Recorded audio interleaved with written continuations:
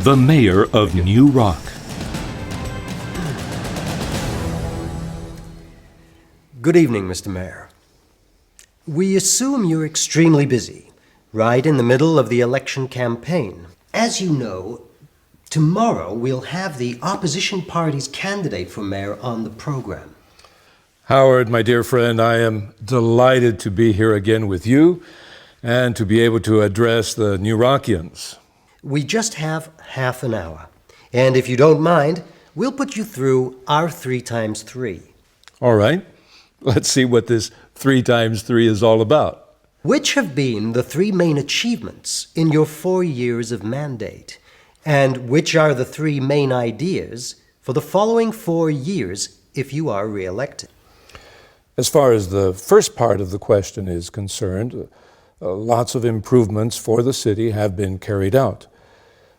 The first one is that the city has been opened up to the sea. What do you mean? I mean that no one ever noticed the sea before. Today, the whole city coastline is a recreational area with beautiful beaches, restaurants, stores, bars, marinas, walks, and green areas, like the cities of the French Côte d'Azur. That has really been a major achievement. It was one of your campaign promises, Mr. Mayor. In these years, the bypasses were built. This has solved the big traffic problem that we used to have. And because of this, pollution has been reduced enormously. Today, New Rock is a comfortable city to live in. That's right. They say it's the city with the smoothest traffic in the country. What's the third improvement? The great impulse given to art and culture. Very soon, New Rock is going to be the center of our country in terms of art, theater, movie production, book publishing, and so on. Artists of other states and countries are arriving, attracted by the atmosphere of our city. Right. That's what happened in Paris at the beginning of the century, when Picasso and Dali were young. And what about the future, Mr. Mayor? I'm really looking forward to the future. And I want to share this feeling with all the citizens. My first proposal in this campaign is the neighborhood policy. And what is that going to be about? Each neighborhood will be analyzed. Each neighborhood must have its own stores and services so that the neighbors don't have to go downtown. We'll have the advantages of small towns combined with the advantages of a big city. Could we say that the aim is to improve the quality of life in the city? Exactly. And then we're going to make the city beautiful. And how can that be done? The facades of our beautiful old buildings will be cleaned up over the next 4 years. In order to do this, we'll subsidize and give financial help to all the owners of all the properties. Clean up the face of the city in 4 years? Isn't that an impossible dream? It's totally possible, as it is to clean up the sea, too. Our sea has to be cleaned up so that it will become a real pleasure to swim in it. Very good, Mr. Mayor. You've answered our 3x3. Now the citizens have to decide if they like your answers or not. And also, if they think your 3x3 is at all possible. It is possible if we all do our part. That's my main goal. Thank you very much, Mr. Mayor. Just a moment. What's the 3x3 of my opponent going to be? He will be asked to talk about the three major errors of the town hall in these last 4 years, and to tell us what the three main ideas of his program are going to be if he is elected. It'll be interesting to hear what he has to say. Thank you very much once again, Mr. Mayor, and good luck. Thank you.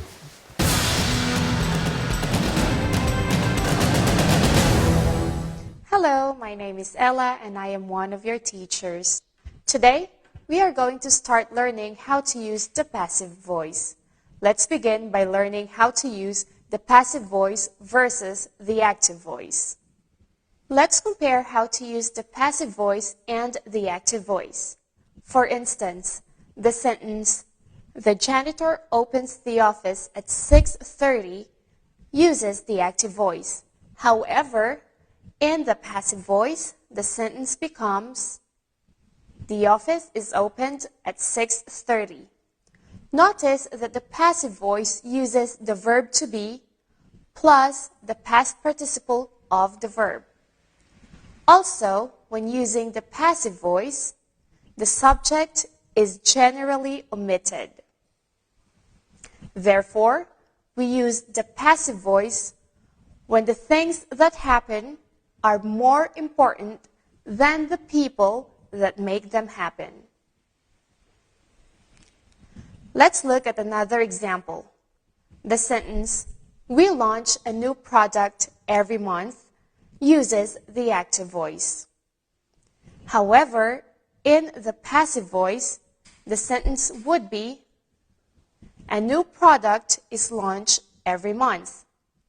As you can see, we have omitted the subject and we have used the verb to be plus the past participle of the verb. Remember that the past participle form of regular verbs ends in ed. For example, worked, danced, and it is the third column in an irregular verb list. For example, eaten, seen. Okay, so now you know the rule. Let's move on. Let's look at the passive voice in simple tenses.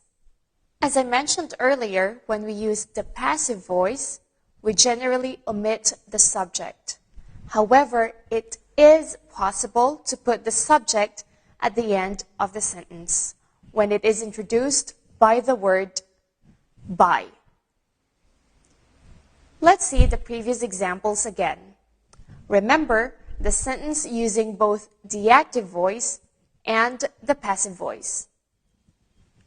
Remember that in the active voice we say, "The janitor opens the office at 6:30. And in the passive voice, "The office is opened at 6:30.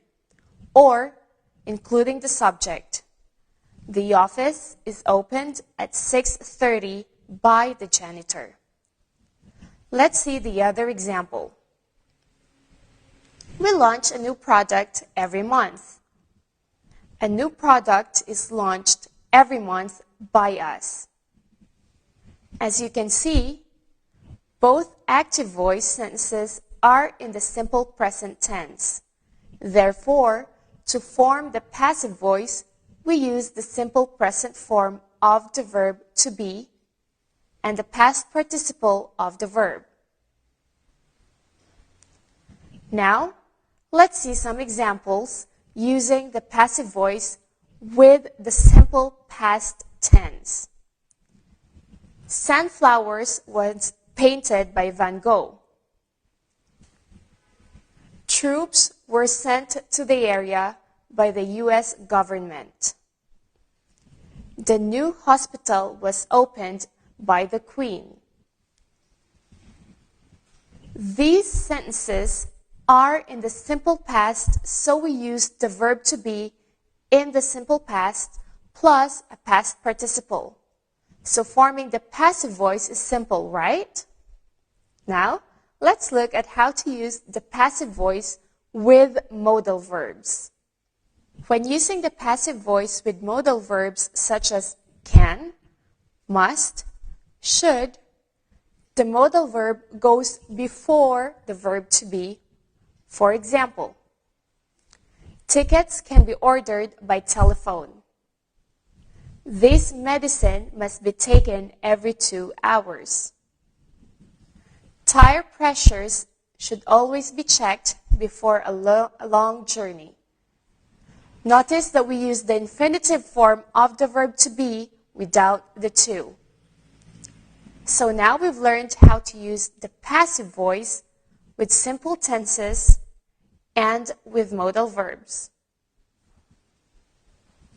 But wait, there's more. The passive voice can also be used with other verb tenses. Let's look at how to form the passive voice with other tenses. Notice that with all tenses, the passive voice is always formed in the same way, with the verb to be combined with the past participle. For example, is opened, was painted, have been taken, must be taken, will be served, is going to be changed. So let's begin by looking at some examples of the passive voice in the present continuous and past continuous tenses. For instance, a new bridge is being built over the river. Old clothes are being collected for the refugees. My car was being repaired yesterday.